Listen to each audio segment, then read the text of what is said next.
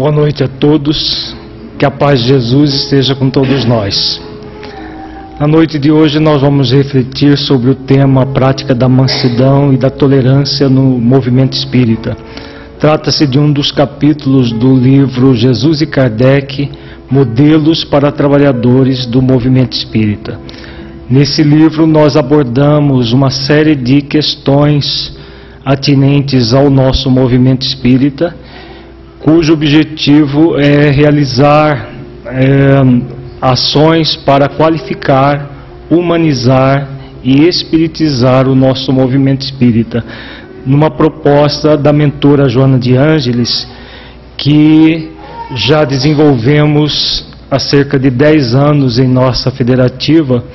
A mentora, através da mediunidade de Divaldo Franco, colocou essa proposta há cerca de 11 anos e nós percebemos a importância dela para o nosso movimento espírita e escrevemos logo em seguida esse livro, que foi publicado em 2003.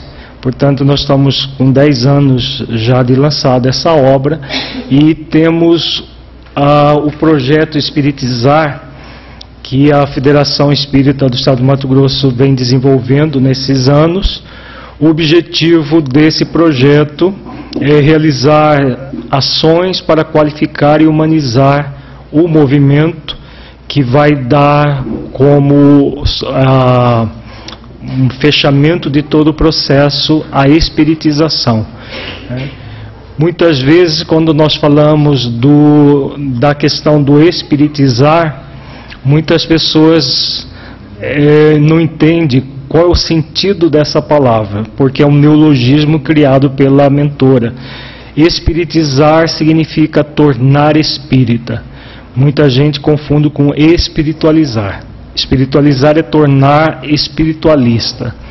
Espiritizar é tornar espírita. Parece redundante, né? Porque tornar o movimento, mas o movimento espírita, como que vai fazer com que o movimento espírita se torne espírita? Quando a mentora Joana de Ângeles lançou essa proposta, ela sabia muito bem o que estava falando e não há nada de incongruente nem de paradoxal, porque o movimento espírita ao longo dos anos vem se afastando das bases doutrinárias, vem se afastando da proposta original da doutrina, que é reviver o Evangelho de Jesus em espírito e verdade. A obra kardeciana tem como objetivo trazer Jesus de volta como ele realmente colocou os seus ensinamentos, e que durante 300 anos nós tivemos os ensinamentos do Cristo, como ele deixou, e depois foi deturpado, como a história já nos mostra. A doutrina espírita é o Consolador prometido por Jesus, que chegou no século XIX, e o objetivo dela é reviver a mensagem do Cristo.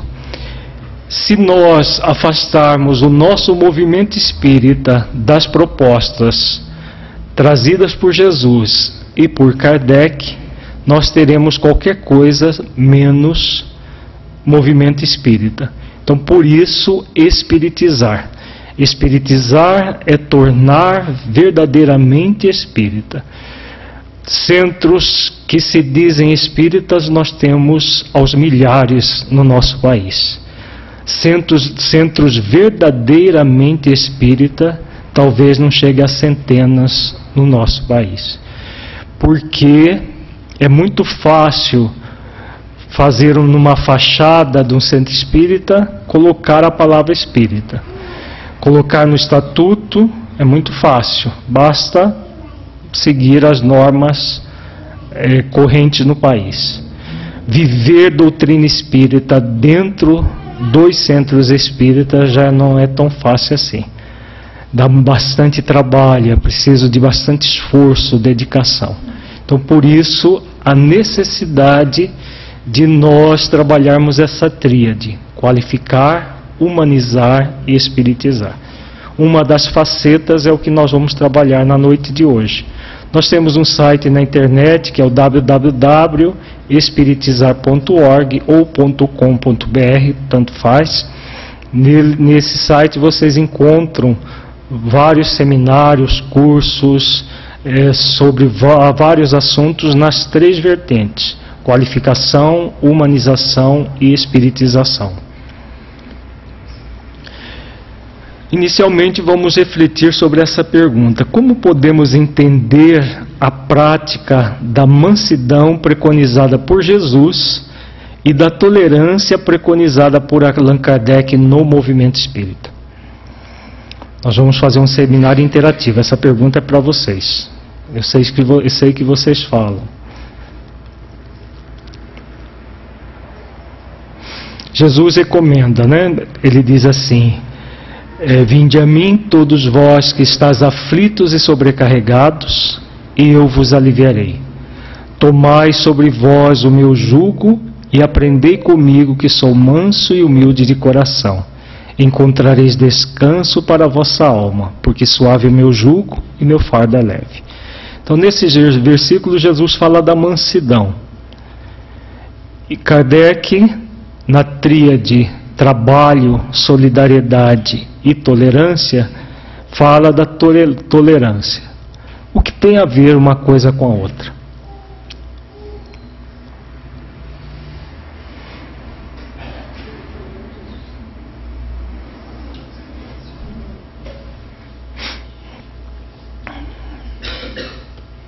Não tem nada a ver uma coisa com a outra? Tudo a ver? Então, o que? Isso que eu quero saber. O que é mansidão? Vamos refletir juntos.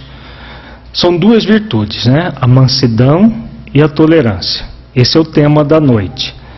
O que é mansidão? Fala-se tanto dessa virtude, tanto quanto a tolerância. O que é mansidão? O que é tolerância?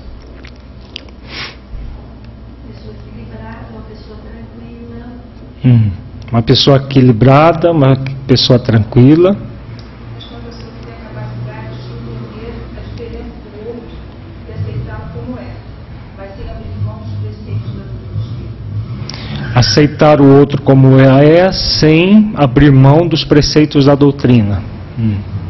Que preceitos? Por exemplo, da caridade, com certeza, mas com a certeza do sim, não. Um preceito do dizer sim, sim, não, não, que Jesus ensina, né, da caridade. Na verdade, são as leis divinas, né? Perfeito, isso é exatamente isso.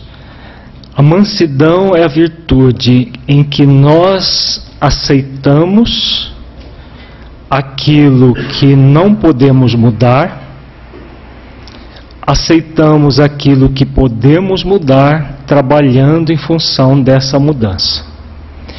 Então, ver algo de uma forma mansa é ver centrado em nós mesmos. Nós podemos mudar a nós. Nós não temos como mudar o outro. Aceitar essa realidade é muito importante. A tolerância é a virtude que faz com que nós toleremos as limitações dos outros nessa convivência. Não há tolerância sem mansidão.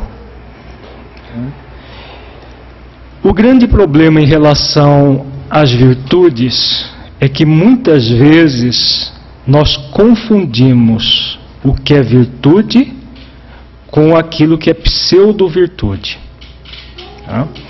A mansidão e a tolerância são confundidas com dois vícios egóicos muito graves e que são vistos como virtuosos por muita gente, principalmente no movimento espírita. Quais são esses vícios egóicos? Alguém tem ideia?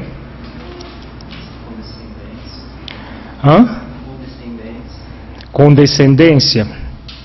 tem a ver, mas a condescendência ainda é uma virtude. Inatividade. Inatividade tem a ver com o processo de acomodação, né? De conivência, né? Ser condescendente é ser caridoso, tem muito a ver com é uma virtude. Muitas vezes nós confundimos essas virtudes com um processo passivo de acomodação em uma determinada situação, sendo coniventes com determinadas práticas. E muitas vezes fazemos isso em nome da caridade, em nome da tolerância, em nome do amor, em nome da própria mansidão. Porque ser manso, ser tolerante dá bastante trabalho. Ser conivente não dá trabalho algum. Acomodar-se num processo de deixar como está para ver como que fica, não dá trabalho algum. E no movimento espírita nós temos percebido muita gente conivente e poucas tolerantes.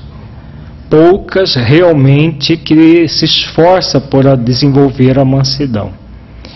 A conivência é aquele movimento em que você finge que não está acontecendo nada, porque senão, se falar qualquer coisa, vai melindrar, vai isso, vai aquilo. E aí o que acontece na prática? Nós passamos por cima, muitas vezes até de postulados da doutrina, a pretexto de estarmos sendo tolerantes. E, na verdade, estamos sendo coniventes com o erro, coniventes com o mal. Aquilo que já foi lembrado é muito importante. Essas duas virtudes, mansidão e humildade e tolerância, estão intimamente ligadas a uma outra virtude cristã, que é a autenticidade. Na autenticidade, Jesus recomenda: seja o seu dizer sim, sim, não, não. O que passa disso é de procedência maligna. A conivência, você fala sim para tudo. No processo de acomodação, que é uma pseudo-mansidão, você diz sim para tudo. Isso é permissividade.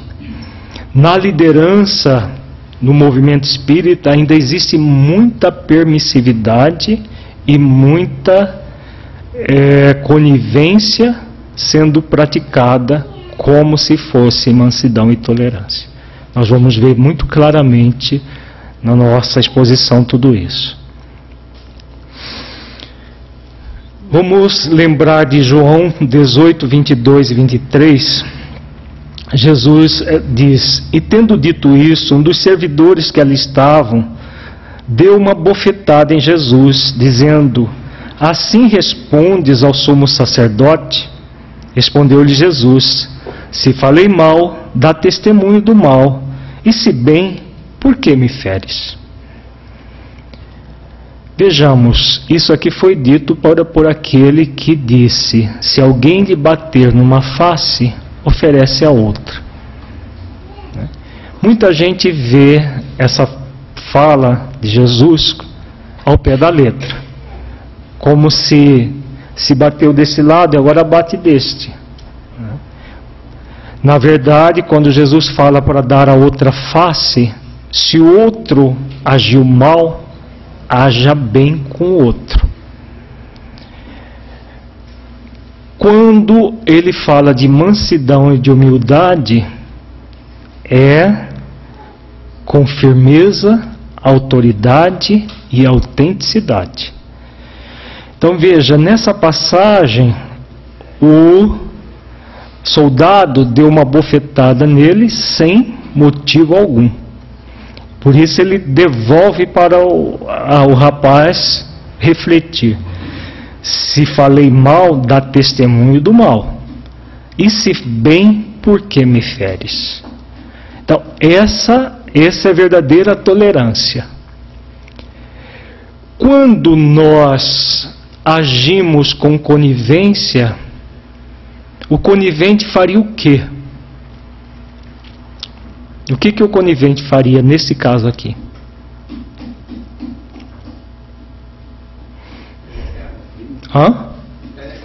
Ficaria quieto, não falaria nada. Bateu, vou ficar quieto, não vai adiantar nada. Não adianta. No caso de Jesus, só o olhar dele penetrava mais profundamente a pessoa, e com certeza esse rapaz nunca mais foi o mesmo depois que deu essa bofetada. Ele pode não ter percebido na hora, mas um dia aquele olhar e aquelas palavras calaram fundo dentro dele. Quando nós agimos de maneira conivente, porque as pessoas que participam vão ficar melindradas, né? Porque o melindre também é um verdadeiro monstro que mina o nosso movimento. O que nós estamos fazendo? Estamos agindo com autenticidade cristã? Como Jesus ensina? Como ele ensina nessa passagem? Estamos ou não? Não estamos. Estamos agindo, na verdade, estamos nos apassivando. Apassivar-se é você entrar num movimento permissivo. Não vamos falar nada, porque falar qualquer coisa a pessoa vai melindrar, e aí isso vai faltar com a caridade, é um processo de intolerância. Não é, de forma nenhuma. Muitas vezes a pessoa vem na tribuna e fala absurdos doutrinariamente. Ninguém fala nada para ela, porque é preciso ser tolerante com a dificuldade dos outros. A pessoa fala absurdos no atendimento fraterno, ninguém fala nada, porque é preciso ser tolerante. A pessoa falta às atividades, ninguém fala nada, porque é preciso ser tolerante. A pessoa não vem nas atividades de estudo, vem só numa reunião mediúnica, por exemplo, e ninguém fala nada, porque é intolerância. Será que é? Na verdade não é. Na verdade, para ser pretensamente tolerantes, mansos, humildes, caridosos, nós estamos sendo coniventes com o erro. Nós estamos falando sim na hora que é para dizer não. Não, isto aqui não pode ser feito. Tolerância é quando algo que a pessoa faça que diz respeito a ela própria. Tolerância com as nossas limitações é fundamental, tanto com as nossas quanto dos outros. A pessoa, por exemplo, fazer um esforço para dar o seu melhor e comete um erro, é imprescindível que sejamos tolerantes. Não com o erro, mas com quem praticou o erro. A conivência, a gente finge que nada está acontecendo. Nós vamos reconhecer junto com ela, olha, aconteceu isso, mas é natural. Nós não somos perfeitos. E como não somos perfeitos, o erro faz parte do processo. Isso que é tolerância.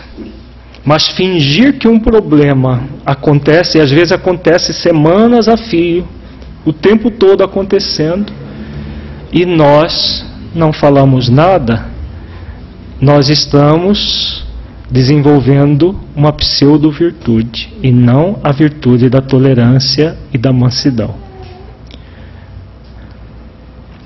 Em Mateus capítulo 5, versículo 39, Jesus diz: Eu, porém, vos digo que não resistais ao mal, mas se qualquer te bater na face direita, oferece-lhe também a outra. Então parece que é uma incongruência, né, entre a fala anterior e esta. Na verdade, não. Na verdade, aqui ele está falando de oferecer o bem. E quando nós chamamos a atenção de alguém que está realizando algo equivocado, para que essa pessoa desperte para a realidade e possa se modificar, nós estamos dando outra face ou não para essa pessoa? O que vocês acham? Estamos dando outra face para que ela perceba que aquele movimento dela está sendo equivocado e que ela pode corrigir, ela pode reconsiderar e reparar os erros que já cometeu e evitar novos. Mas e se nós não falarmos nada? Nós estamos dando a outra face? Nós estamos fazendo exatamente o jogo da sombra interior que todos nós temos e da sombra coletiva. Não se fala nada e os problemas permanecem sendo repetidos muitas e muitas vezes, exatamente porque é mais cômodo, né? É muito mais cômodo não falar nada, não fazer nada, do que realmente realizar uma ação que seja construtiva e que auxilie a pessoa a rever os seus pontos de vista. Então, passividade é completamente diferente de mansidão. É o que nós estávamos falando agora há pouco. A pessoa passiva, ela entra numa permissividade. Tudo pode, porque é cômodo. Mansidão é sim na hora que é para dizer sim e não na hora que é para dizer não. Mas aí muita gente pode dizer, mas e o outro? Se o outro se melindrar e for embora da casa?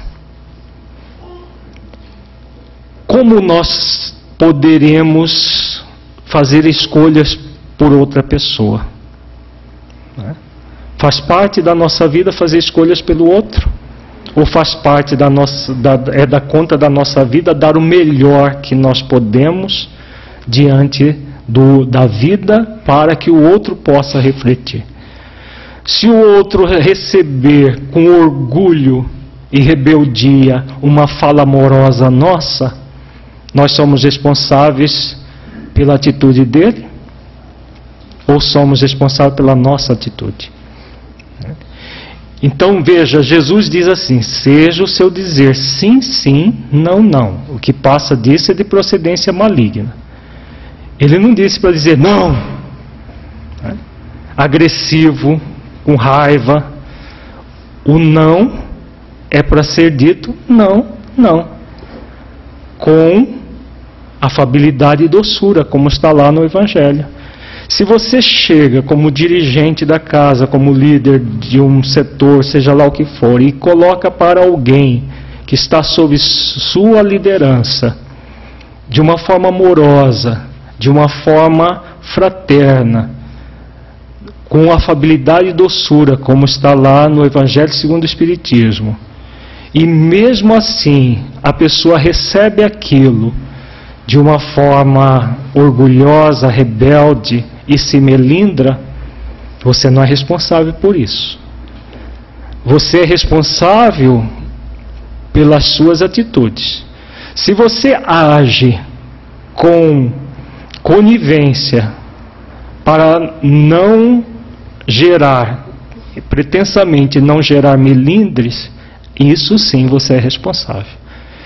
Todo erro cometido, toda complicação feita a partir das ações daquela pessoa, os líderes da casa espírita são corresponsáveis por todos os problemas. Por exemplo, se uma pessoa vem ao centro espírita e é mal atendida no atendimento fraterno, fala-se coisa antidoutrinária para ela, e ela, por aquelas más informações, faz alguma coisa que venha causar prejuízo para ela, para a sua família ou para qualquer situação nesse sentido, Quem falou é responsável, quem dirige a casa, dirige o setor é corresponsável.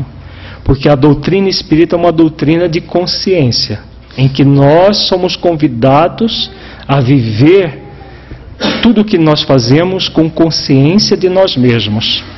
E quando a pessoa passa por cima da consciência, porque é mais cômodo, por causa dessa passividade, isso é muito grave. Às vezes a outra pessoa está fazendo por ingenuidade, por ignorância. Se os líderes não falam nada, o que vai acontecer? Eles muitas vezes são mais responsáveis ainda do que o próprio trabalhador, que está fazendo às vezes aquilo achando que está correto, que é assim mesmo, por falta de orientação. Então, não confundamos jamais mansidão com passividade. Conivência com tolerância, que nós já falamos. E aí, lembrando novamente do Evangelho, capítulo 10, versículo 16. Sede prudentes como as serpentes, inofensivos como as pombas. É assim que se fala não. Com a mansidão da pomba, mas com a prudência da serpente. No sentido de que é prudência para observar tudo aquilo que está acontecendo. Não como fiscais do outro.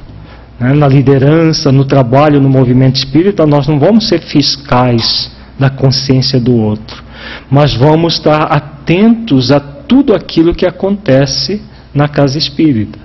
Tudo aquilo que nós fazemos, tudo aquilo que todos os trabalhadores fazem para que nós possamos agir e não ficar, nem reagir, nem se apassivar. Tudo isso passa por questões psicológicas muito importantes. O primeiro conceito para a nossa reflexão é a questão do ideal e do real. A idealização é a ação para se criar, para mentalizar a ideia. Acontece no plano das potencialidades. Qual é o nosso potencial, de todos nós, sem exceção?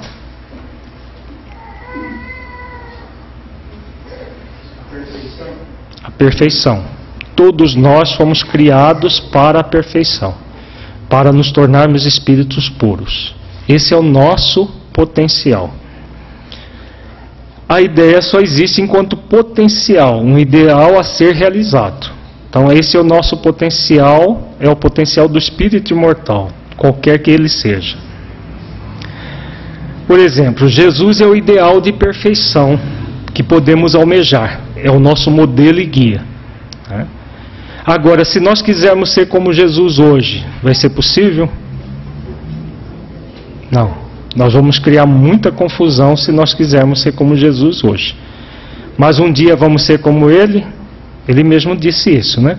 Buscar a perfeição de Jesus é um ideal a ser realizado. Então, o nosso ideal maior, inclusive, que está lá na questão 625 do Livro dos Espíritos. A realização é a ação para se tornar real, concreta, a ideia. Então, toda a idealização requer a realização. Nós vamos tornar real aquele ideal. Está no plano das possibilidades. Então nós temos já duas questões: potencialidades e possibilidades. Potencialidade é o vir a ser, é o futuro. Possibilidades é o aqui e agora. Aquilo que é possível aqui agora. As ideias ou ideais podem ser realizadas ou não. A questão da perfeição espiritual, nós temos toda a eternidade para realizá-la. Essa realização vai acontecendo ao longo do tempo. Dentro de uma questão mais próxima, nós podemos idealizar muita coisa e não realizar. É o que acontece com muita gente. Idealiza, mas não realiza. Fica tudo no mundo das ideias. O eu idealizado mascarado é a forma como eu penso que eu sou, como eu me idealizo. Normalmente nós nos idealizamos de que forma? Dependendo da pessoa, se ela tem uma baixa autoestima, ela se idealiza pior do que ela é. Se ela tem um movimento de arrogância, ela se idealiza melhor do que ela é. Então varia conforme cada pessoa. Podemos nos idealizar melhores ou piores do que somos. As máscaras não se sustentam indefinidamente. A pessoa se idealiza, mas não há como permanecer mascarado. Cedo ou tarde, todas as máscaras caem. Normalmente é no dia do juízo final que caem as máscaras. Vocês conhecem aqui Conhece o dia do juízo final? Já ouviram falar? Qual é o dia do juízo final? É de cada um. Mas qual dia é esse? Todos nós temos um dia do juízo final. O dia da nossa desencarnação, exatamente. O que é o juízo final? O momento que a gente fica frente a frente com a nossa consciência. Dá pra gente dar um jeitinho nesse dia? Não dá. Se nós fomos o santo do pau oco a vida toda, nós vamos nos perceber vazios, só com as chamadas pseudo-virtudes, que de virtude não são nada, né? Então elas não se sustentam, cedo ou tarde elas caem. Normalmente, para a maioria das pessoas, caem nesse dia, no dia do juízo final, no dia da nossa desencarnação. Na maioria das pessoas não é nem da desencarnação, é da morte mesmo. Porque morrer é fácil, desencarnar já não é tão fácil assim, né? Morrer é cessar a vida do corpo. Sair dele definitivamente já é uma outra questão. No último livro do Filomeno de Miranda, é muito interessante, Mediunidade, Desafios e Bênçãos, ele fala exatamente isso. Morrer é muito fácil, basta cessar a energia vital do corpo, por motivos vários. Agora, desencarnar, que é sair do corpo, nem sempre acontece no dia da morte. E não é só para gente que não é espírita, não. Para muitos de nós, podemos morrer e desencarnar, às vezes, meses depois da morte do corpo, né? Passar pela putrefação do corpo, passar por uma série de coisas. E não é só com suicidas diretos que acontece isso. Com os sensualistas de toda ordem acontece isso. O eu real é a forma como sou realmente, com limitações, potencialidades e possibilidades já realizadas ou a serem desenvolvidas. Então isso é o nosso ser. Potencial é do anjo, todos nós temos. Possibilidades, alguns já desenvolveram mais, outros desenvolveram menos. Então, quando nós nos relacionamos com uma pessoa, nós estamos relacionando apenas com uma pessoa? A pergunta é psicológica. Não. Nós estamos relacionando com duas pessoas. Porque se existe o eu real e o eu ideal, existe o outro real e o outro ideal. A realidade é que temos virtudes desenvolvidas ou a serem desenvolvidas e muitas negatividades, muitas limitações a serem transmutadas até nós nos tornarmos espíritos puros. Isso é válido para nós e é válido para todas as pessoas que estão à nossa volta. O outro idealizado é como penso que os outros são ou deveriam ser. Normalmente a gente idealiza os outros de que forma? A tendência de idealizar o outro menos do que ele é. Salvo se a gente tem um processo de dependência psicológica e às vezes a gente enaltece o outro. Pode acontecer também.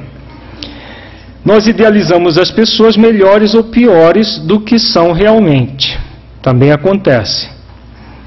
Uma das coisas que mais acontece é idealizamos as pessoas com as qualidades que elas deveriam ter ou que gostaríamos que elas tivessem, e com defeitos que elas não deveriam ou que não gostaríamos que elas tivessem. Então, o que gera intolerância com o outro? O que gera? É exatamente essa ideia do outro idealizado. Nós idealizamos o outro com defeitos que ele não deveria ter, mas ele tem. Com qualidades que ele deveria ter, mas ele não tem, não desenvolveu ainda. Isso acontece em todas as relações humanas. Na relação conjugal, é um Deus nos acuda. Porque a relação conjugal é a mais íntima que existe, E toda pessoa que se casa, só um parêntese, porque esse é um tema muito próximo de nós, e depois a gente faz a ponte com o movimento. É muito comum as pessoas casarem com o príncipe e a princesa encantadas, O príncipe é o outro idealizado. A princesa é a outra idealizada. Nos contos de fadas, os príncipes foram encantados pela bruxa malvada e viraram sapo. As princesas foram encantadas com a bruxa malvada e viraram bruxas, Na vida real é o contrário. As pessoas casam com o príncipe e depois de algumas semanas o príncipe vira sapo. Casa com as princesas e as princesas viram bruxas depois de algum tempo. Por quê? O outro idealizado, ele subsiste na relação? Não. Logo, a gente vê que não é bem assim. Isso que acontece na relação conjugal acontece em maior ou menor intensidade em todas as relações. Na relação do trabalho, na relação do nosso trabalho voluntário no movimento espírita. Nós vamos conviver os nossos eus reais com outro real, só que muitas vezes nós idealizamos as pessoas. Mas seria bom se fulano fosse assim, fosse assado. Mas fulano não é assim, nem é assado. O que você pode fazer? Então é muito importante essa ideia. Se eu quero realmente desenvolver as virtudes da mansidão e da tolerância, é muito importante que eu abra mão tanto do eu idealizado quanto do outro idealizado. Eu idealizado é um ideal que eu ainda não cheguei lá. Então é preciso que o ideal seja apenas uma proposta na minha vida e que eu trabalhe para galgar até essa proposta e não achar que esse idealizado pode acontecer aqui agora. Com relação ao outro, a mesma coisa. O outro idealizado não existe na vida real, só existe na nossa imaginação. Nós estamos imaginando uma situação irreal. E aí, o que acontece na prática quando a gente idealiza, por exemplo, idealiza trabalhadores? Às vezes nós colocamos pessoas em pedestais que elas nunca estiveram neles, e de repente a gente percebe alguma coisa que faz a pessoa despencar do nosso pedestal, porque a outra nem cogitou de fazer isso. É claro que tem gente que sobe não no pedestal, sobe num palanque. No movimento espírita hoje tem muito disso. Pessoas que sobem num palanque e ficam ali se achando e se colocando como reveladores e tudo mais para o movimento espírita. Mas esses estão fascinados. E os que seguem essas pessoas também estão fascinadas. Nós não estamos falando de fascinação. Nós estamos falando de situações em que nós idealizamos coisas que o outro não fez, mas na nossa mente nós fizemos. E aí qualquer limitação que nós percebamos do outro, o que nós fazemos? Poxa vida, eu me decepcionei com fulano. Eu que pensava que fulano era assim, assim, assado, aí eu vi isso aqui. Como? Mas quem é que idealizou tudo isso? Você mesmo. Idealizou, colocou o outro num patamar que ele não estava, mas na sua mente. Então nós idealizamos as pessoas com qualidades que elas às vezes nem têm, mas que na nossa mente nós colocamos. E aí, quando descobrimos, ficamos frustrados e muitas vezes agimos com intolerância com o outro. Tem gente que chega a romper relações. Não quero mais nem saber de fulano, porque me decepcionou. Fulano me decepcionou. Nós temos um movimento muito forte de transferir responsabilidade. Como que alguém pode gerar um sentimento negativo em mim? Vocês acham que é possível? Uma pessoa gerar decepção em mim. A decepção é de quem? Da outra ou minha? Por exemplo, eu dizer assim, fulano me irrita. A responsabilidade da irritação é de fulano, é sua. Há um movimento nosso muito forte de transferir responsabilidade. Se é o outro que me decepcionou, se é o outro que me irrita, eu posso fazer alguma coisa com o outro? Não, eu não posso mudar nada com o outro. Então o que eu fiz? Transferi os meus sentimentos para o outro. É a postura passiva. Agora, se eu assumo a realidade, eu criei uma ilusão. Eu me decepcionei porque eu criei uma ilusão em relação a fulano. Quem é que vai se libertar dessa decepção? Eu mesmo. Eu me decepcionei porque eu criei uma situação XYZ que não corresponde. Eu me irrito quando fulano age dessa maneira. Eu me irrito. Não é o outro que me irrita. Eu é que faço isso. Isso que é a postura daquele que quer refletir sobre o eu real. E não ficar simplesmente se idealizando melhor e projetando as suas deficiências no outro. Quando nós agimos assim, projetando as deficiências do outro, nós simplesmente estamos protelando aquilo que realmente nós podemos. Porque nós temos o poder de mudar as nossas vidas. Nós temos o poder de desenvolver virtudes em nós. Nós não temos o poder de criar virtudes no outro, nem de trabalhar deficiências do outro. Em relação ao outro, o que nós podemos? O que nós podemos, gente? Em relação ao outro? Agirmos de forma virtuosa para sermos exemplo para o outro.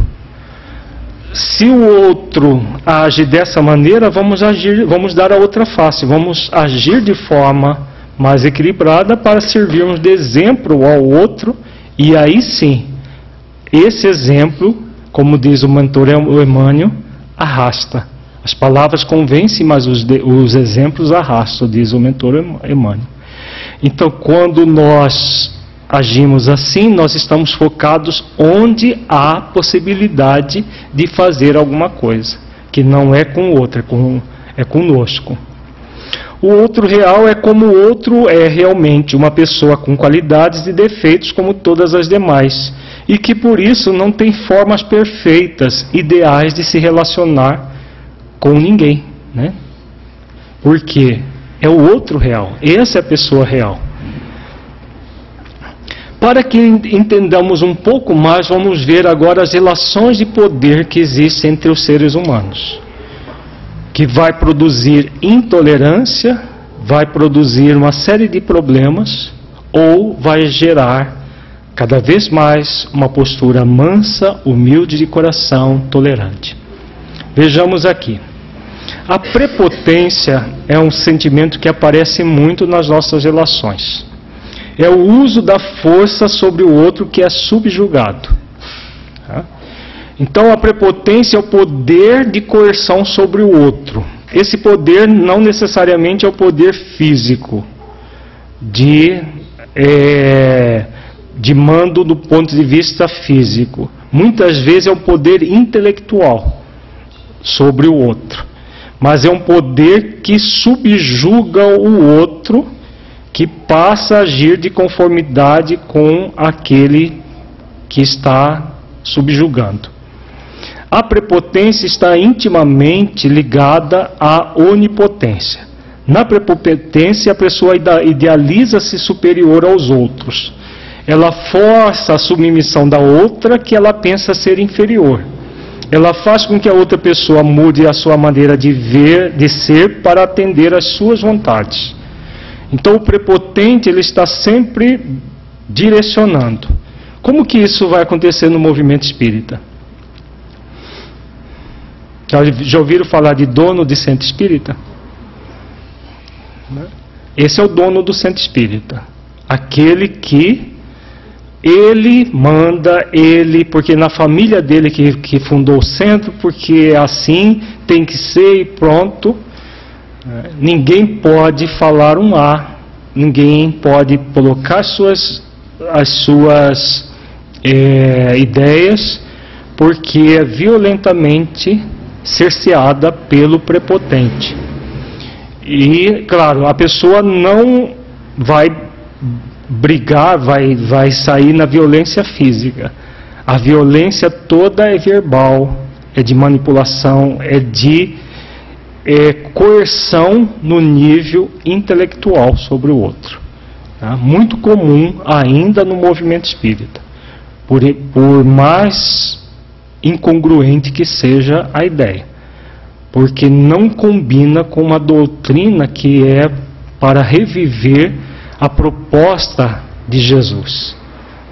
Donos de centro espírita, donos de atividades, seja lá o que for. No movimento espírita ainda temos principalmente aquelas pessoas que se comportam como chefes de paróquia, que trouxe dos atavismos passados da Igreja Católica. Não necessariamente desta existência, mas de outras encarnações, em que grupos se degradavam entre si para a hegemonia na Igreja, e que muitas vezes nós trazemos tudo isso para dentro do movimento espírita. E aí agimos dessa forma, com prepotência. Aqui tem que ser assim, pronto. Se quiser, monta lá o seu centro e faça do jeito como você quiser. Mas aqui não. Assim que é o discurso do prepotente. A onipotência, ela está intimamente ligada à prepotência. Na onipotência, a pessoa pensa que tem um superpoder. Como que ela se manifesta? Na ilusão de que ela vai mudar o outro. Novamente, é muito comum na relação conjugal, né? Às vezes a pessoa não casa enganada achando que ela está casada com a princesa ou com o sapo. Ela sabe que o outro tem muito de bruxa e o outro não é nada num príncipe, traz o sapo dentro de si. Mas ela acredita que depois do casamento ela muda o outro. Não, eu vou casar porque depois eu mudo ele, eu mudo ela, né? E fica ali, naquele movimento onipotência, acreditando que ela tem um superpoder de mudar o outro. E são frustrações atrás de frustrações. Porque só existe um ser onipotente no universo. Quem é? Deus. E Deus nos muda a força? Não, vou mudar aquele porque ele está agindo errado. Não. Ele que é onipotente não nos muda obrigatoriamente. Dá todo o tempo necessário para que nós nos modifiquemos. Nós temos a eternidade para mudar. No nossa pequenez, nós acreditamos que em algumas semanas, em meses, nós vamos mudar o outro. Vamos trazer isso para o movimento espírita. Muitas vezes nós percebemos que determinadas pessoas não têm um perfil para determinadas tarefas. Mas de forma onipotente nós acreditamos que vamos mudar a pessoa no trabalho. Não, vem para o trabalho que de tanto trabalhar a pessoa acaba fazendo certo. Como se isso fosse possível. Como se de tanto fazer alguma coisa a gente, por osmose, fosse aprendendo aquilo. Na verdade, é um movimento da onipotência, que a pessoa pensa que ela tem um poder até sobre as escolhas do outro. Tem uma tendência de querer fazer as escolhas e viver a vida pelo outro, evitando que a outra pessoa passe pelas experiências, muitas vezes necessárias ao seu próprio crescimento. Quanta gente chama para estar junto com ele pessoas que não gostariam de estar naquela posição, acreditando que vai construir virtudes, construir uma relação com aquela outra pessoa forçosamente. Isso acontece principalmente em relação mães e filhos, pais e filhos. Aquela ideia de que nós vamos poder fazer as escolhas pelo filho. Como pais, como mães, nós podemos orientar, nós podemos direcionar, sugerir, dependendo da idade dos filhos, poderemos fazer isso. Mas fazer as escolhas por eles é impossível. Ninguém faz as escolhas por nós, só nós mesmos. Há uma interferência na vida do outro. É como se o outro não soubesse o que fazer, e aí nós vamos lá fazer as escolhas por ele, interferindo na vida dele. Vai dar certo, gente? Se nós tentarmos interferir, viver a vida pelo outro, só vai dar confusão para todos os envolvidos. A pessoa onipotente, consciente ou subconscientemente, se idealiza mais inteligente e mais capaz do que o outro. O outro não é capaz, então eu preciso ser capaz por ele. Deus sabiamente nos criou para passar pelas experiências que nos vão conduzir à evolução. Se Deus, que é onipotente e sábio, nos criou para esse caminho, quem somos nós para querer fazer o contrário nas nossas relações, seja lá quais forem essas relações? Temos também a impotência.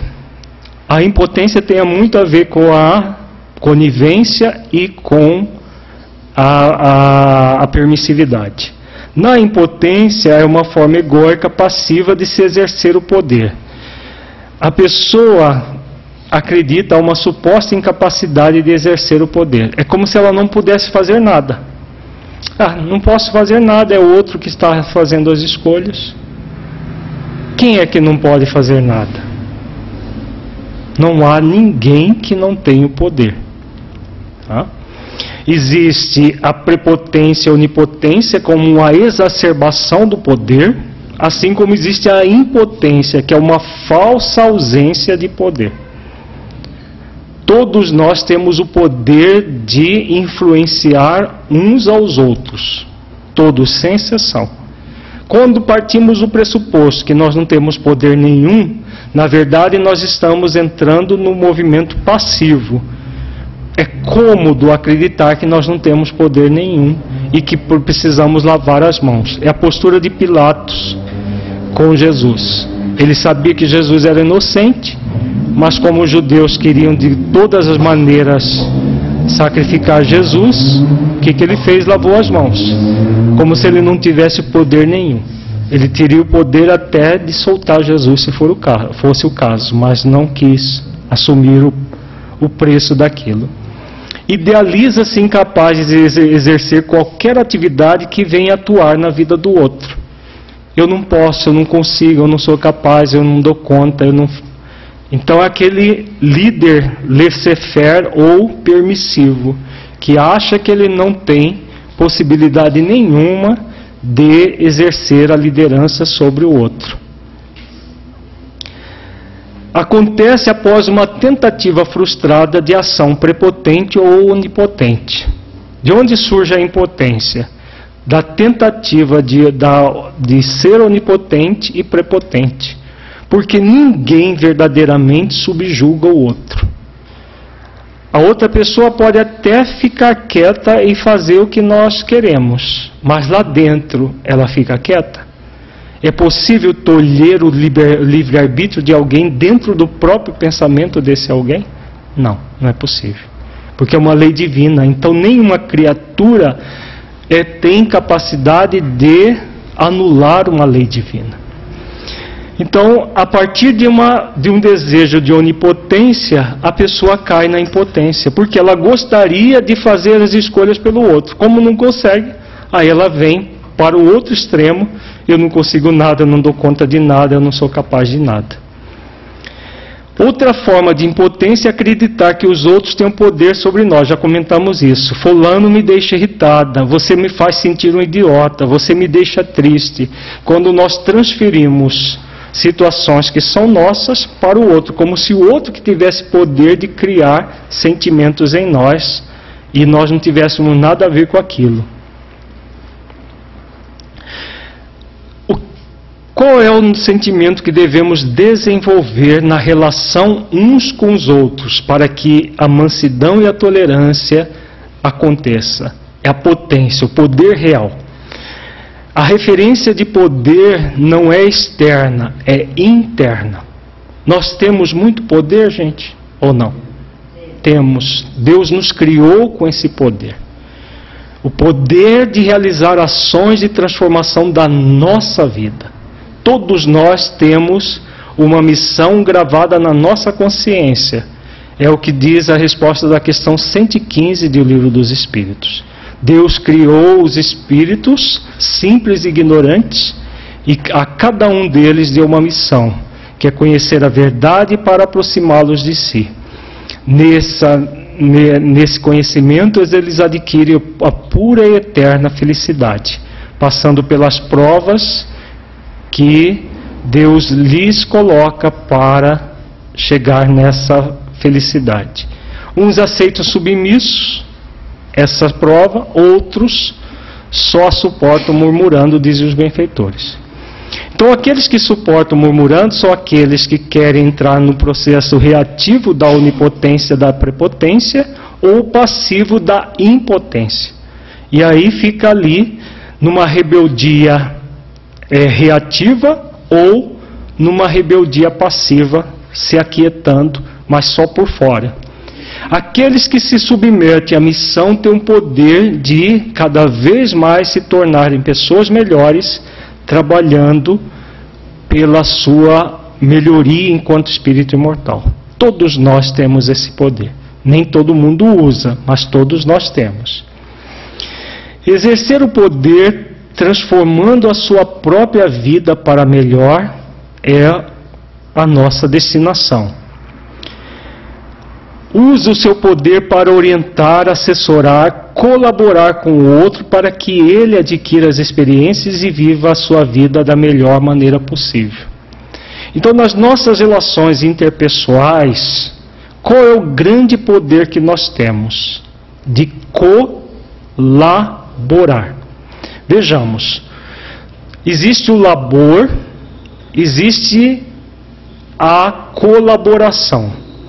Colabor é você ser copartícipe do labor do outro. Mas cada um tem um labor a ser feito. Qual é o nosso grande labor? O trabalho, que é a mesma coisa. Qual é o maior trabalho que nos cabe? O maior labor que nos cabe? Encher a nossa conta bancária de reais, de dólares, de euro. É esse o nosso principal labor? Trabalhar para transformar as nossas imperfeições, desenvolvendo as virtudes. Esse é o principal labor que nos cabe. O outro Qualquer que seja esse outro, esposo, esposa, filhos, companheiros de trabalho no centro espírita, qualquer que seja, não tem o mesmo compromisso? Tem. Você só pode, o quê? Laborar o seu compromisso, realizar a sua transformação interior, desenvolvendo as virtudes. Com o outro, o que você pode? Que nós somos convidados a fazer no centro espírita? Colaborar com o outro. E como que se colabora com o outro? Vendo o outro errar e não falando nada? É assim que a gente se colabora? Muita gente acha que é assim, né? Nos movimentos espíritas a gente vê muito isso. As pessoas fazem coisas erradas e ninguém fala nada para ela. Às vezes ela faz por ingenuidade, como nós falávamos agora há pouco, por inexperiência, por desconhecimento. Mas se não tem ninguém falar nada, o que acontece? Ela fica repetindo o erro. Às vezes anos a fio, porque ninguém coloca nada. Recentemente nós tivemos no interior de São Paulo, numa cidade, e fizemos um seminário sobre obsessão e movimento espírita. E uma pessoa, na hora do intervalo, veio perguntar sobre um determinado médium do movimento espírita brasileiro e os livros dele. Eu falei, são falsos. A pessoa levou um susto. São falsos? Como são falsos? São falsos. São falsos livros espíritas. Por causa disso, disso, disso. Nós fizemos, inclusive, uma análise dessas obras. Ela iria começar um estudo sistematizado de uma obra apócrifa na semana seguinte no centro espírita que ela participa. Então, se a gente não fala nada, a pessoa faz, achando que estava fazendo corretamente. Nós falamos para ela, ela já ficou assim, meio impactada, perguntou se poderia passar o material que nós fizemos da análise das obras. Nós repassamos a análise das obras para ela e ela percebeu que realmente era um médium fascinado e o espírito pseudo-sábio utilizando, né, o nome de uma pessoa respeitável para poder fascinar as pessoas. Então, isso é usar o poder. Não é você ir lá e obrigar a pessoa, não, você está errada, tem que fazer isso, não pode fazer isso. Isso não, porque isso é coagir a pessoa. No movimento espírita nós não temos, aliás, em momento algum nós temos o direito de fazer isso, de coagir as pessoas para agirem da forma como nós agimos. Mas expor, passar a nossa experiência, conversar com a pessoa com toda amorosidade. Se ela não aceita, nesse caso, por exemplo, que nós citamos, se ela não aceitasse a nossa sugestão, o que eu poderia fazer? Nada. Não é no centro onde eu participo. Agora, se fosse fazer isso na nossa federativa, nós levaríamos para a diretoria e isso não seria feito jamais lá. É aquilo que Jesus fala lá no Evangelho. Quando o seu irmão tem alguma coisa contra você, chama-o em particular e diga, estou falando nas minhas palavras, né? E diga, se ele lhe ouvir, você ganhou o seu irmão. Se ele não lhe ouvir, você vai com 2 ou 3 testemunhas. Se ele lhe ouvir, você ganhou o seu irmão. E se ele não lhe ouvir, mesmo com as testemunhas, você reúne a igreja. E o que é reunir a igreja? No caso do centro espírita? O que é reunir a igreja, gente? Trabalhar com a diretoria, se ela é colegiada ou não, mas aqueles que são responsáveis consciencialmente pelo centro. Quando algo seja coletivo, né? Nós estamos falando de algo que prejudique a coletividade. Porque se algo só prejudica a pessoa, é de fórum íntimo dela. Nós não vamos ser os fiscais de ninguém. Mas se prejudica a coletividade, vamos chegar nessa condição que Jesus coloca. Isso é colaborar com o outro. Colaborar para que o outro possa refletir e crescer, se desejar. Mas dentro de uma visão transcendente de vida, existe alguém que vai ficar eternamente equivocado? Não. Então, quando nós colocamos as nossas falas para alguém, colaborando efetivamente com esse alguém, mesmo que esse alguém fique melindrado conosco, porque ainda está focado no orgulho, na vaidade, na presunção, e ficar magoado conosco, até romper relação conosco. Um dia a pessoa vai lembrar do que nós falamos para ela ou não? O que vocês acham? Vai. Porque é aquilo que Jesus fala na parábola do semeador.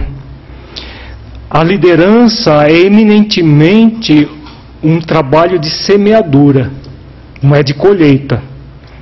Então, na relação uns com os outros, como que nós colaboramos? Semeando as sementes de amor no coração do outro. O labor do outro qual é? Colocar as sementes para germinar. Se o outro estiver na posição de terra fértil, as sementes já começam a germinar agora. Mas se o outro estiver na posição à beira do caminho, pedregal ou espinheiro, como Jesus diz na parábola, as sementes vão ficar aguardando para germinar no futuro.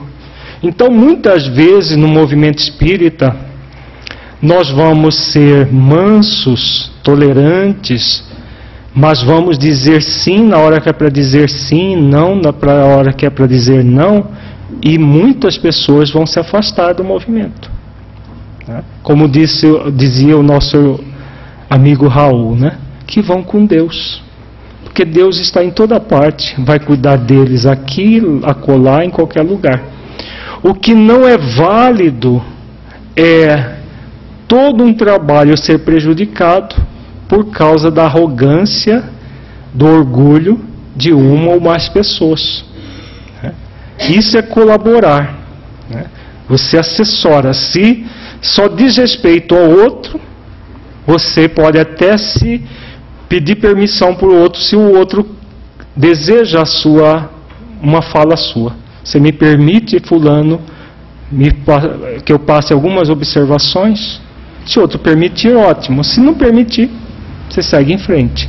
Mas quando diz respeito ao coletivo, jamais vamos prejudicar o coletivo por causa do ego enorme de muitas pessoas, que acontece muito no movimento espírita. A pretexto de sermos tolerantes, nós somos coniventes com posturas egóicas, orgulhosas,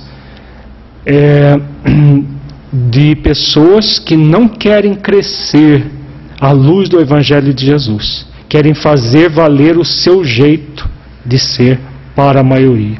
Isso jamais deve ser admitido em nome de duas virtudes cristãs, que são a tolerância e a mansidão. É a única forma de poder possível de ser realizado, pois leva em consideração o eu real e o outro real. O eu real, aqueles que têm potencialidades e possibilidades ainda acanhadas. O outro é a mesma coisa. Então eu posso ajudar o outro a se ajudar, mas nunca fazendo a parte do outro. Perguntas até agora?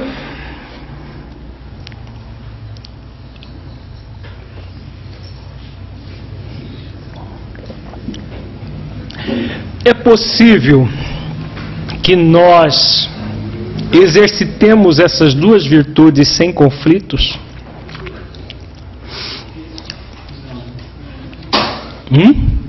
Não. Por que não?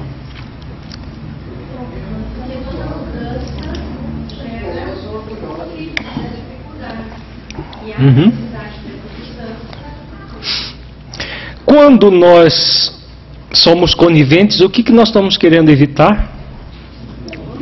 O conflito. Exatamente isso. Não quero conflito com ninguém. Deixa quieto. Deixa quieto que um dia ele desperta, aprende e faz certo. Isso é válido no centro espírita? Jamais. Jamais. Mas é muito comum. Porque não se quer ter conflito. Porque quando você chega para alguém e coloca, mesmo amorosamente, algo que o outro está fazendo equivocado, dá um choque no primeiro momento. Mas se a pessoa for sincera, ela, depois daquele primeiro choque, ela vai lhe ouvir e vai buscar se modificar. Agora, se o movimento dela for de arrogância, o conflito fica à flor da pele. E muitas vezes passa por um ambiente conflituoso. E quem é que ensinou isso? Que tudo passa pelo conflito. Jesus. Onde? Hã? Não é essa passagem. Não. Escândalo é uma outra questão. Ele está falando do conflito e da forma como se administra os conflitos. Uma outra passagem. Não vim trazer paz à terra, antes a divisão. Não vim trazer a paz, mas a espada. São essas duas passagens que ele ensina a trabalhar o conflito. Vejamos o que Jesus nos aponta com relação ao conflito. Está em Mateus capítulo 10, versículo 34. Não penseis que vim trazer paz à terra. Não vim trazer paz, mas espada. Em Lucas 12, 51 ele diz: supondes que vim para dar paz à terra? Não, eu vou lá afirmo, antes divisão. Mas em João 14, 27 ele diz: deixo-vos a paz, a minha paz vos dou, não vou lá dou como a dá o mundo, não se turbe o vosso coração, nem se atemorize.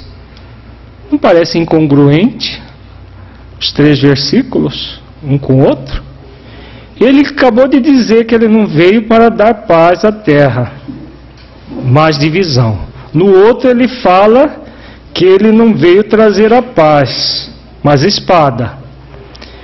E aqui ele fala que ele deixa a paz, a minha paz vos dou. Parece incongruente, mas não é. Nada do que Jesus falava e fazia era incongruente. Era muito bem pensado. As palavras, inclusive. Então vejamos, onde está aqui a questão. Toda e qualquer relação interpessoal, para ser autêntica, ela passa pela espada, passa pela divisão, pelo conflito. E por uma boa administração de conflitos. Vejamos, no versículo anotado por João 14, 27, ele fala: deixo-vos a paz, a minha paz vos dou, não vou lá dou como a dá o mundo. Como é a paz do mundo? É baseada num processo de abafar o conflito, não é? A Europa hoje está em paz? A Europa como um todo, por causa de uma questão econômica. Até pouco tempo atrás viviam em guerra mesmo, de um ir lá e trucidar o outro. Ela está em paz, entre aspas, a paz do mundo. A Europa está na paz de Jesus? Não. Mas ela está em paz, já desde o final da Segunda Guerra, nenhum país da Europa entra em conflito um com o outro. Mas até pouco tempo atrás, os alemães viviam querendo tomar toda a terra dos franceses, que queriam que os ingleses tomaram a terra dos franceses, como aconteceu muitas vezes, e trucidar o outro povo, Isso acontecia até a primeira metade do século passado. Hoje eles estão em paz, mas é a paz do mundo. A paz do mundo é feita por armistícios e por um processo de querer ganhar algo em troca. Para se obter um bloco econômico forte, os europeus vivem em paz. Agora vai lá na Europa para ver se eles vivem em paz. Conversa com eles. Uma vez eu fazendo um curso de inglês nos Estados Unidos, conversando com os italianos da região norte da Itália. Eu achei muito engraçado esse dia, porque aquela região ali de Turim, de Milão, né? Os italianos dizendo que eles não eram como os italianos do sul. Os italianos do sul era gentinha, assim, eles eram quase alemães. Porque eles eram o norte da Itália, meio aloirado, então eles eram quase alemães. Só que nasceu do outro lado da fronteira, né? Entre a Itália e a Alemanha tem a Suíça no meio lá. Você vai na Suíça, eu já estive várias vezes na Suíça, vai na Suíça alemã, o nojo que eles têm dos suíços italianos, porque a Suíça, para quem não sabe, ela é dividida em 3 partes. Tem a Suíça francesa, a Suíça alemã e a Suíça italiana. A que faz fronteira com a Itália, fala inclusive italiano, é praticamente uma Itália dentro da Suíça. A francesa fala francês, é quase que uma França dentro da Suíça, e a alemã, totalmente cultura alemã, né? Então os suíços alemães têm nojo dos suíços italianos. Imagina se esse casal italiano soubesse que os próprios suíços alemães já acham os suíços italianos uma raça de segunda categoria. Imagina os italianos que já terminou os Alpes ali, está tudo ali, eles se achando o máximo porque eles só eram superiores aos sicilianos. De Roma para baixo é só ralé, de Roma para cima é coisa boa, né? Isso mesmo povo contra ele mesmo. Agora, imagina o que pensam os franceses dos ingleses. Eles adoram os ingleses, né? Eles queriam que a Inglaterra fundasse no Mar do Norte, de preferência, sobrando só a riqueza dela para ir para Paris. A mesma coisa que eram os ingleses. Os alemães até hoje vinham ver as turras com os franceses na fronteira, né? Não se suportam, né? Por quê? É a paz do mundo. Mas estão em paz, já há quase 60 anos, por causa da economia. Como é a paz de Jesus? Por que essa paz de faz de conta acontece nesses povos lá? Igual brasileiro e argentino, né? Nós adoramos os argentinos. Por que acontece isso? Porque não se passa a paz pela espada. Não se passa por um processo de solucionar o conflito. O conflito é de etnia, de linguístico, é milenar o conflito entre os europeus, né? E não passa por um processo real que está onde? No espírito imortal. Quando é que vai se resolver esse conflito da Europa e de outros povos? Judeu com árabe, né? É um conflito milenar. Quando é que vai se resolver? De que forma vai se resolver? Não é quando, porque isso é um tempo que a gente nem sabe. Mas de que forma que vai se resolver? Pela paz que Jesus dá. A paz que Jesus dá começa onde? Dentro de nós. E a partir de nós é que vai ao outro. Para passar aquele conflito que nós temos com o outro pela paz. Em que eu verdadeiramente tolero o outro. Porque eu aceito incondicionalmente o outro. Porque Jesus ensinou o amor incondicional. E eu faço esforço para desenvolver o amor incondicional em mim. Aí sim eu posso conviver juntamente com um judeu, juntamente com um árabe. Né? Pode conviver em harmonia, como muitos estão convivendo. Muitos alemães com franceses até se casam e vivem muito bem. Não é casamento expiacional, não. Né? Vivem muito bem. Por quê? Porque resolveram por pacificar o próprio coração, e uma vez o coração pacificado, as relações se pacificam. Agora, quando nós reprimimos os conflitos, nós vamos criar a paz de Jesus? Vamos sair dos países e vamos trazer para o ambiente espírita, do movimento espírita, já que o tema é esse. Como que a gente faz uma paz e faz de conta no centro espírita? Quando ninguém fala nada dos problemas um do outro. A gente não fala nada, porque vai melindrar, porque isso, porque aquilo. Os líderes não falam, os colegas não falam entre si, e todo mundo finge que está tudo muito bem. Isso acontece em centro espírita ou não? Muitos acontece. Não estou dizendo que é o caso desse aqui, mas acontece. Em muitos centros espíritas, essa paz e faz de conta. A gente vai empurrando com a barriga para ver como que fica. E vai levando. Né?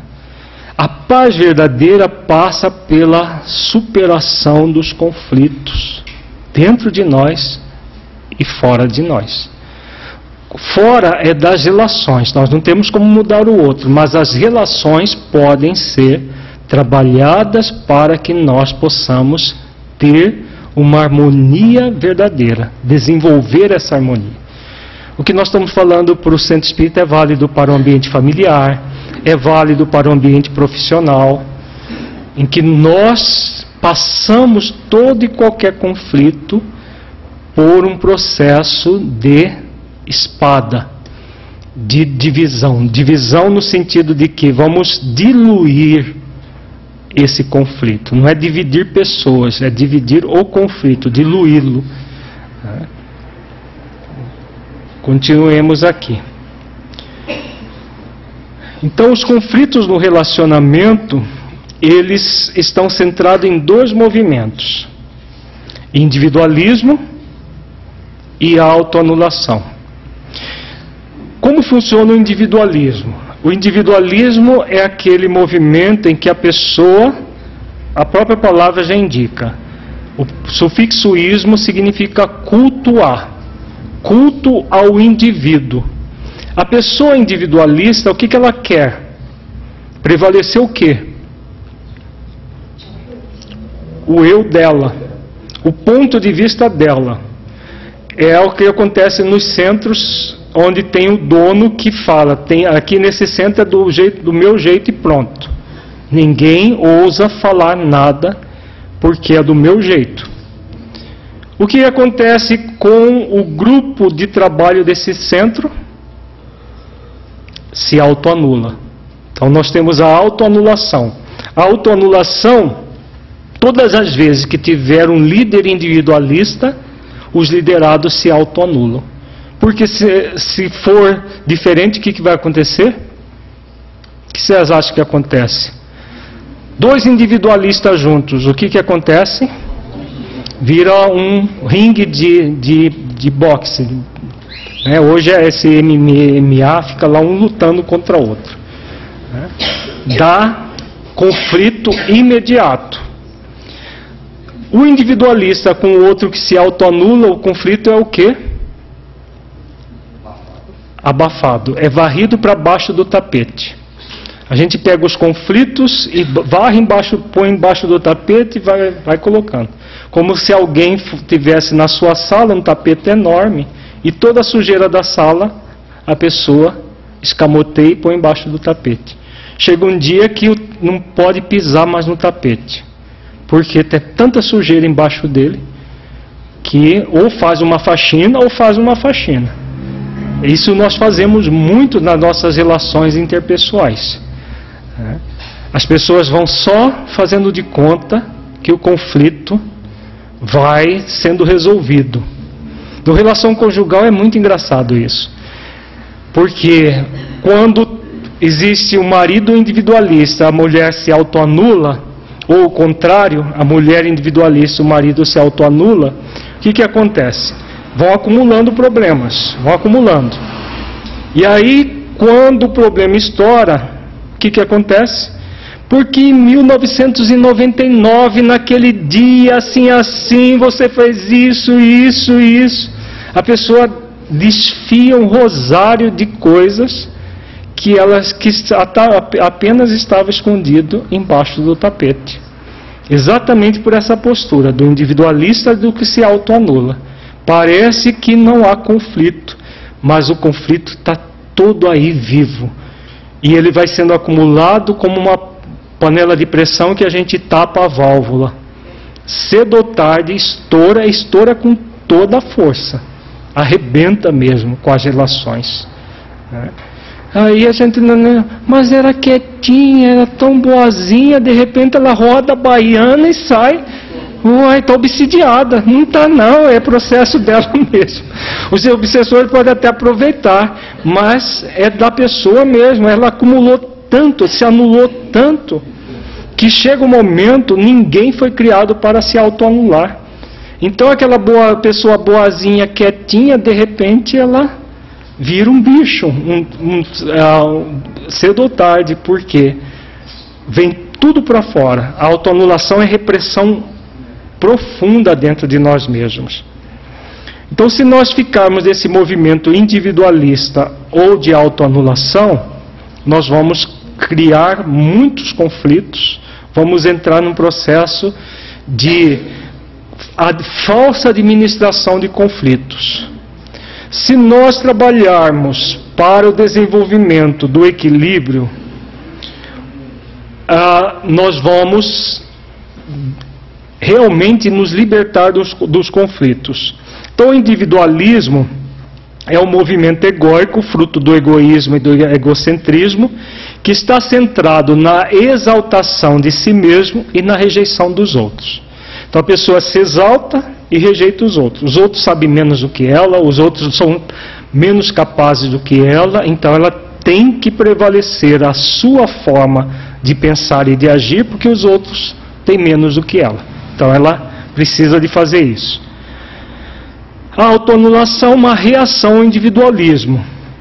Gera o pseudo-altruísmo, a pessoa se anula, está centrada na rejeição de si mesmo e na tentativa de anulação da sua individualidade para agradar os outros. Normalmente a pessoa que se autoanula, salvo aquela prepotência de força física, por exemplo, o marido que bate na mulher, então ela se acua porque é uma violência física.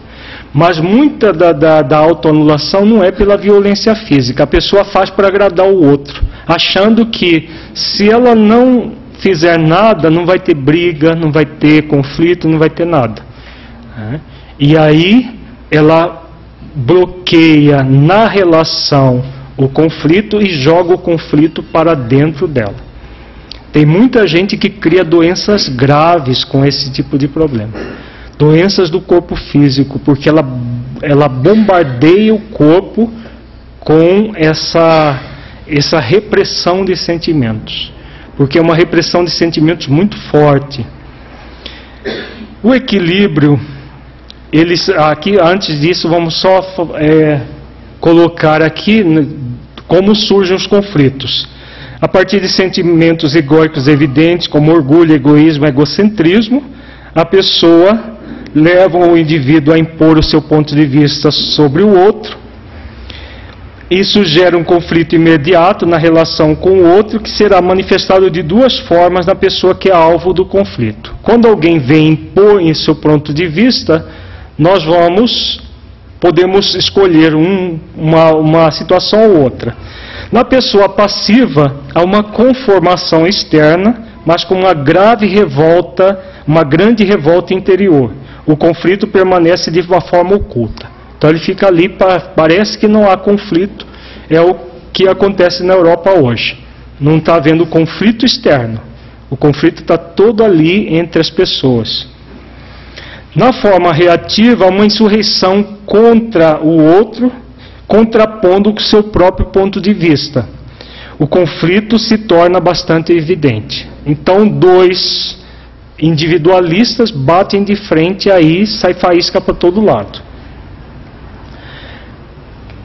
A forma falsa de administrar conflitos é quando há uma imposição do ponto de vista, o outro busca solucionar o conflito com pseudo-humildade e autoanulação, há uma pseudo-aceitação do ponto de vista do outro, o conflito é adiado, pois uma pessoa envolvida está se autoanulando. Então, aquele conflito fica oculto para o futuro.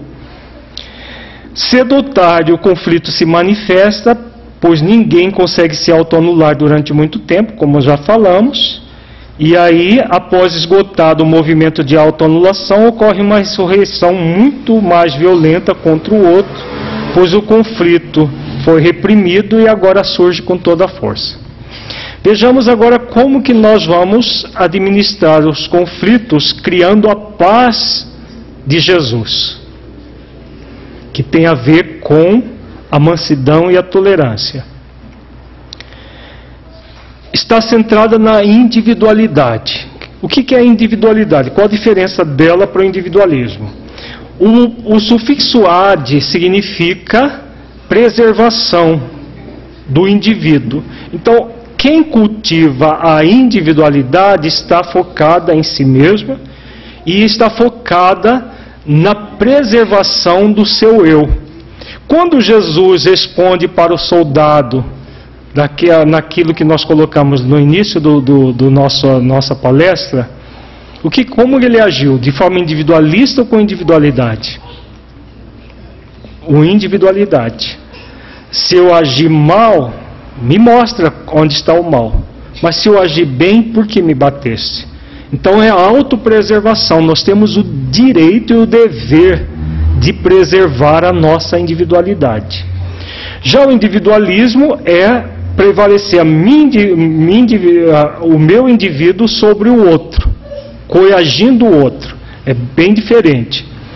A individualidade é um movimento essencial cujas bases são a autoestima, a autoaceitação, a autoconfiança, a autovalorização e autorrespeito. A pessoa desenvolve todos esses 5 sentimentos que são básicos numa relação saudável. Ela se estima, se aceita como é, confia nas suas possibilidades de mudança, se autovaloriza e se autorrespeita. Quando ela faz isso consigo mesma, o que ela vai fazer com o outro? Também a mesma coisa. Quando nós praticamos essas virtudes conosco, nós também vamos fazer na relação com o outro. Vamos buscar estimar o outro, aceitar o outro, confiar no outro, valorizar o outro e respeitar o outro. Gera o altruísmo, a autoafirmação, a autopreservação. A pessoa se preserva enquanto ser, ela busca de forma altruísta estar bem com o outro, sem jamais conivir com o outro. Está centrada na aceitação de si mesmo e na aceitação dos outros sem reservas, que até prova em contrário são confiáveis. Se o outro demonstra que não é possível confiar nele, você aceita que ele tem esse movimento, mas a confiança no outro já não vai ser mais possível, porque senão você entra num processo de autoanulação, de confiar em quem não é confiável. Então, o que acontece quando nós cultivamos a individualidade? Quem pode passar por cima da nossa individualidade? É possível alguém passar por cima de nossa individualidade? Não. Então, quando nós estamos diante de um individualista, como nós agimos? Desenvolvendo a paz e não nem a paz do mundo, nem um movimento conflituoso, mas a paz que Jesus veio nos dar. Como que a gente age? No mundo como nós vivemos, existem pessoas, muita gente individualista, não existe? O que acontece com o individualista? O individualista é como se ele andasse com um trator. Para onde ele vai, ele quer passar por cima de tudo e de todos. Tá? Então vamos usar uma metáfora. Essa metáfora está no nosso livro Saúde das Relações Familiares. Infelizmente não foi trazido aqui. Acho que ficou lá em Londrina. Mas no site da editora Espiritizar vocês adquirem também. E entrega com frete grátis. A pessoa que cultiva a sua individualidade, vamos usar uma metáfora, é como se ela criasse em torno dela uma cerquinha, igual aquela cerca de jardins que a gente vê bonitinha em torno dela. Essa é a cerca dos limites pessoais. Tá? Essa cerca pode ser violada. Por quê? Se alguém vem e passa com um trator em cima dessa cerca, ela pode violar essa cerca ou não? Pode. Essa é o limite das nossas relações interpessoais. A porta da nossa individualidade está aqui no coração. Alguém pode violá-la? Não. A individualidade ninguém viola. Só se nós permitirmos, se nós escancararmos o nosso coração e permitir que entre qualquer pessoa, aí ela é violada. É o que acontece com a pessoa que se autoanula. A pessoa que se autoanula, ela escancara o seu coração e ela toda hora tem gente invadindo a sua individualidade. Por isso ela fica extremamente frustrada, extremamente perturbada. A pessoa individualista, o que ela faz? Ela tranca com cadeado, com arame farpado, ela cria um campo minado em torno dela e só ela passa com um trator por cima. Né? A pessoa que cultiva a individualidade, ela vai ter sempre o limite da relação interpessoal. E se alguém vem e passa por cima desse limite, qual será uma postura realmente mansa e tolerante? A gente fingir que não aconteceu? Não, né? Nós já vimos bem que não. A gente pegar o nosso trator e ir lá passar por cima da cerca do outro também? Passou por cima da minha? Então vou lá e passo. Pego um trator maior ainda e passo por cima do outro. É assim? Não. Como que nós vamos agir? Nós vamos chegar e dizer para o outro: olha, aqui tem uma cerca, ó, tá vendo aqui, ó? Essa cerca é do limite da nossa relação.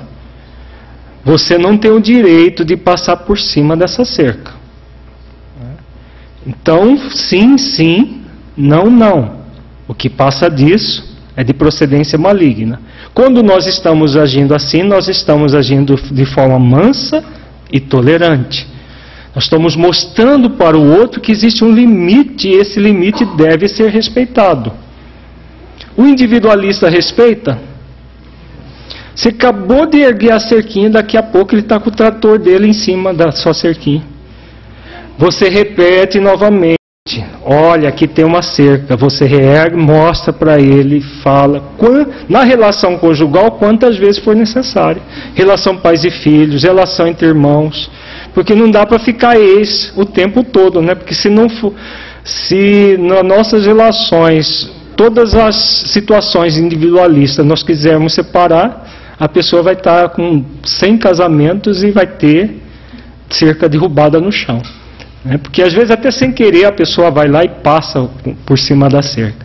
Nas relações menos íntimas, como no centro espírita e tudo mais, tudo isso deve ser muito bem colocado para que haja respeito nas individualidades. E quando houver um desrespeito, que isso seja colocado de uma forma muito clara. Se há um desrespeito das normas do centro, isso deve ser colocado de uma forma muito clara, com mansuetude, com tolerância, com afabilidade, com doçura, mas jamais deixar de colocar os limites, para que a pessoa saiba que existem limites na vida. tudo na vida há limites. Se a pessoa quiser viver sem limites, então aí ela vai fundar o centro lá na casa dela, fazer do jeito dela, mas aí ela é responsável por aquilo que ela fizer. Mas no ambiente coletivo em que busca-se realmente a paz, conforme Jesus orientou, se trabalha dessa maneira, com mansidão e humildades e tolerância, sim, mas com respeito, com um movimento de se ver o outro, né, com tolerância, mas atitudes desrespeitosas não são toleradas. Dá para perceber a diferença, gente? Aquela máxima, a paciência tem limite? Podemos seguir isso aí? A paciência não tem limite porque é virtude, né? Virtude só amplia. Na verdade, é uma máxima equivocada. É um ditado popular, né? A paciência tem limite. Na verdade, é a conivência que muitas vezes tem limite. Por quê? Se você entra num processo de conivência, e não fala nada, é a sujeira que nós vamos acumulando embaixo do tapete. Qualquer organização que age com conivência vai subsistir? Não. Cedo ou tarde vai necessitar de tomar providências. Então isso que se fala, paciência tem limite, está se falando de conivência. Porque paciência é a ciência da paz. É esse movimento de você realmente trabalhar a paz dentro de você. Aí a paciência é ilimitada. Agora, você sabe separar o que é o outro das atitudes do outro. Paciência e tolerância com o outro sempre. Agora, as atitudes do outro são intoleráveis muitas vezes. Qual é a diferença de sermos tolerantes com a pessoa e não tolerarmos a atitude dela? Por exemplo, alguém chegar aqui no centro e falar de um espírito pseudo-sábio, que a gente sabe que é pseudo-sábio, e fazer uma exposição. O que é tolerar a pessoa? O que é não tolerar a atitude dela? O que é?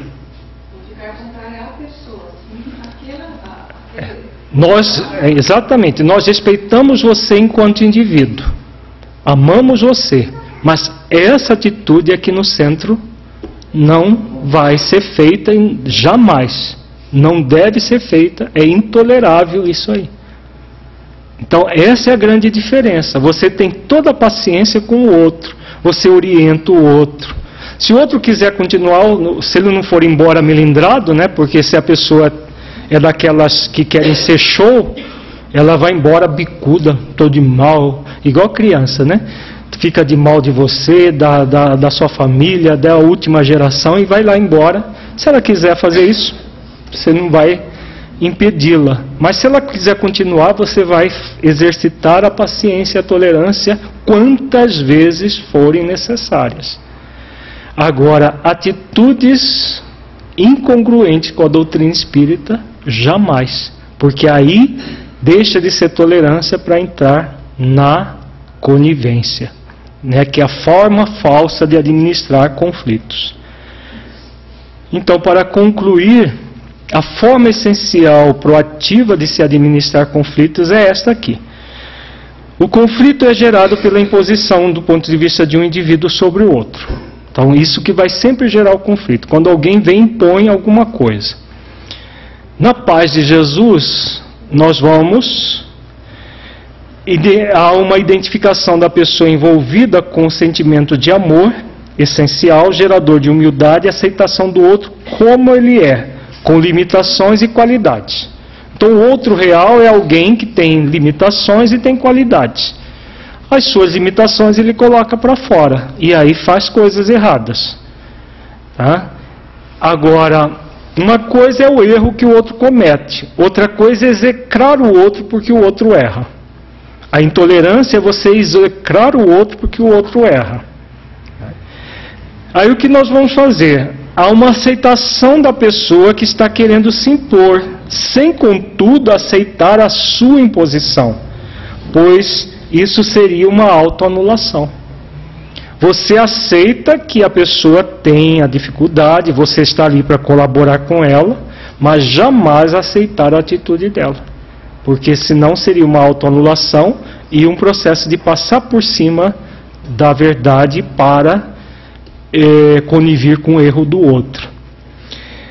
Há uma compreensão do movimento egóico do outro, buscando equacionar o conflito através do consenso, onde cada um vai ceder no seu ponto de vista para buscar um ponto de vista único, que seja um consenso entre ambos. Quando é possível um consenso, porque tem coisas que não são consensuais.